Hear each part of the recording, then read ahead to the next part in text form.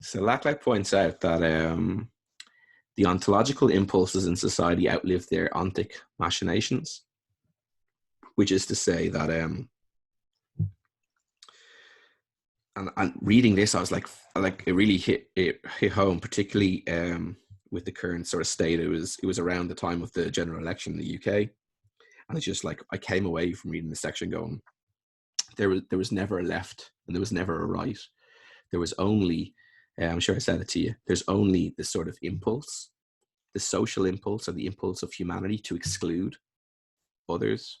And there's the politically directed articulation that channels that impulse. So that's the ontological impulse. And the ontic is the content, is left or right.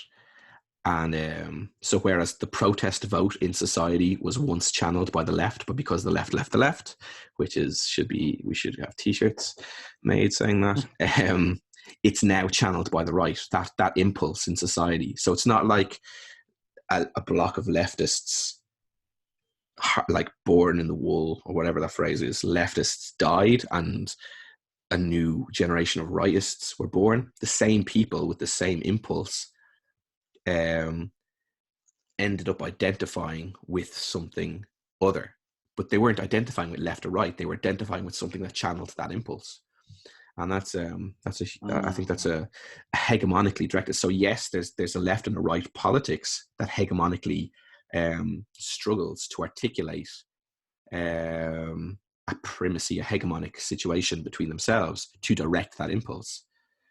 I think it's an important distinction. It's also important to identify the enemy. That's what I was saying a minute ago. I think I dropped the ball there. Identify an enemy in a total way, because if you articulate the identity of that which you seek to exclude as a movement, all that identity has to do is act otherwise. And then it escapes identification. So obviously this is capitalism's great achievement over the last 100 years, was to escape the identification of Marxism as something that society should seek to exclude by fully adapting and waging a culture war that identified like a range of elements in society and brought it on board. Like, oh, you want to work for home? Here's Google. Oh, you want Coca-Cola and 3 million types of cans of beans? You got it. Abortion. Yeah. Gay marriage. And so on. So these things are, capitalism escapes identification through adapting. It'll never, and as soon as you get to the to its real fear, I suppose it's constantly concealing this fear, and I think this is the importance of a lot of sort of the academic side of things. Like, it's important to be working in the field, but also important to be sort of analyzing. This is the importance of analysis. What I'm trying to say is to identify that identification, is to sort of get to the kernel of what it is we don't want as a movement. And when I say we there, I mean any movement. What it is a movement doesn't want. I was just, I think, we articulated in, I think, was it the last chat that we had, where we talked a little bit about that idea of, capitalism's ability to adapt. The kind of mental image I have in my head is, I think, because we were referring back to Fisher, weren't we? This idea that capitalism essentially saw that people were starting to get riled up, start using anti-capitalist rhetoric. So the way I envisioned it in my cartoonish mind is that it opened up a kiosk where it could sell stuff that people could identify with as anti-capitalists. Yes.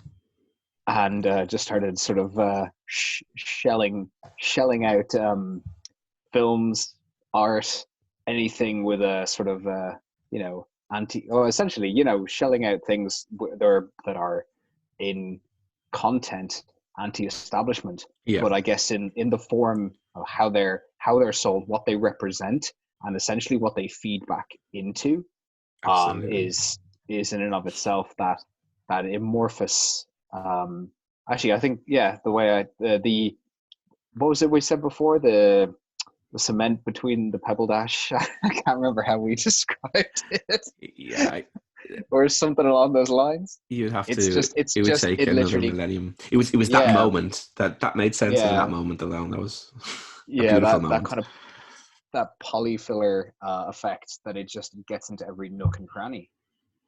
So therefore, you can't see the was it the forest for the trees, or whatever the saying is. It's like it's just, it blends in. Um, but yeah, sorry, that was merely to compliment what you were saying. People get to that core, that kernel, and like possibly more virulently, more like in an imminent, more imminently, rather than you Yeah. know in a wide uh, theoretical. It it exists. I'll get to that second. But once Mm. people do come close to it, like capital is violently repressive. You I think just get actually you that's, just get shot like. yeah.